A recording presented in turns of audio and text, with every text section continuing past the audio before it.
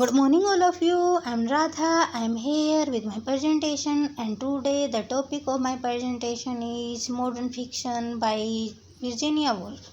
मैंने जो मेरी लास्ट वीडियो बनाई थी उसमें टेक्सचुअल रूप से जो हमारा मॉडर्न फिक्शन है उसको समझने की कोशिश की थी।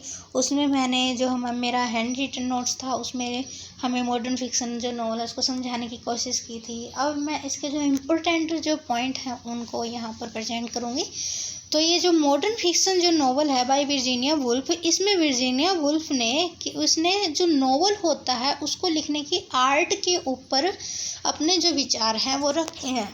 जो मॉडर्न फिक्शन जो ऐसे था यह 1919 में पब्लिश हुआ था और इस ऐसे में वर्जीनिया वुल्फ ने अपने जो नॉवल हैं उसमें जो उसने स्ट्रीम ऑफ कॉन्शियसनेस टेक्निक का यूज़ किया था, जो उसने अपने करैक्टर की कॉन्शियसनेस के अंदर झांक कर जो अपने नॉवल को प्रेजेंट किया था उसके बारे में बताया है।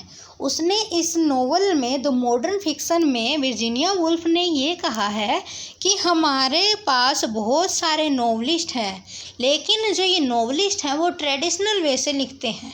तब वो राइटर के नाम भी लेती है और जो राइटर है वो है आर्नोल्ड बेनेट, और सेकंड है अपना जो जॉन गाल्सवर्दी है, और थर्ड है H.G. वेल्स। तो वो इनको ऊपर इनके बारे में बताती हैं, मॉडर्न राइटर्स के बारे में। वो कहती है कि जो ये जो है आर्नोल्ड बेनेट है, जॉन गाल्सवर्दी है, H.G. वेल्स है, इनके आप नॉवल को पढ़ना एक नंबर का प्लॉट मिलेगा, बहुत ही अच्छा प्लॉट मिलेगा। लेकिन वो कहती है कि हमें जो नॉवल है उसको ट्रेडिशनल वे से नहीं लिखना चाहिए। जो हमारे जो नॉवल होते हैं वो लाइफ के ऊपर बेस्ड होते हैं, और उसने ये कहा है कि कोई भी जो लाइफ है वो बिना कॉन्शियसनेस के नहीं चल सकती। इस वर्ल्ड में हर एक जो इंसान आया है उसकी एक सोचने समझने की शक्ति होती है, और जिस व्यक्ति के अंदर कॉन्शियसनेस नहीं होती वो इंसान होता है, पागल होता है। तो उसने ये कहा है अगर आप रियल में कोई मॉडर्न नॉवल लिखना चाहते हो तो जो पुरानी परंपरा है, जो ट्रेडिशनल नॉवल है, उनको मत लिखो। तुम क्या है मॉडर्न वे से नॉवेल्स को लिखो, और अपने नॉवेल्स में जो हमारी कॉन्शियसनेस है उसको भी इंक्लूड करके अपने नॉवल को लिखो। तो उसने ये कहा है कि हमें क्या है मॉडर्न फिक्शन लिखना है, हमें कोई ट्रेडिशनल फिक्शन नहीं लिखना है। तो वो जो आर्नोल्ड बेनेट है, जॉन गाल्सवर्दी है और H.G. वेल्स है उसको क्या करती है, क्रिटिसाइज करती है।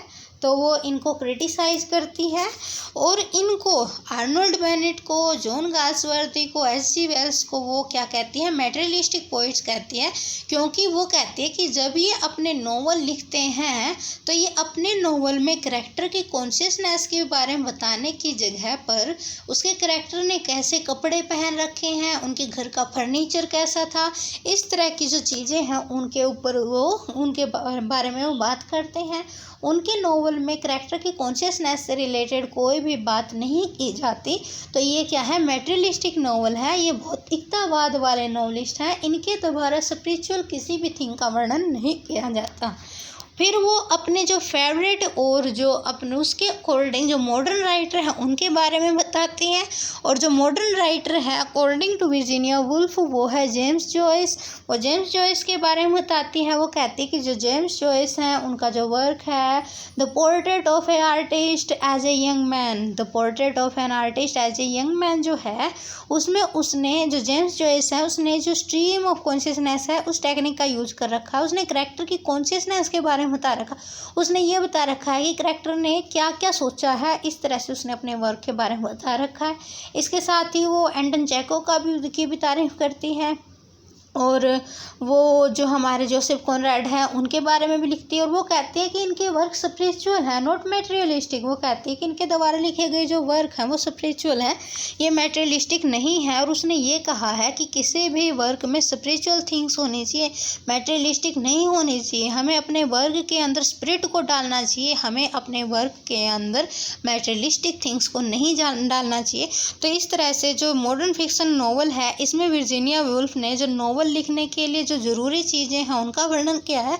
और उसने ये कहा है कि हमें अपने नॉवल में लाइफ लेकर आनी है, उसमें हमें लाइफ को शो करना, उसके करैक्टर को as a human being present करना है, तो उसमें कॉन्शियसनेस का होना बहुत ज़रूरी है।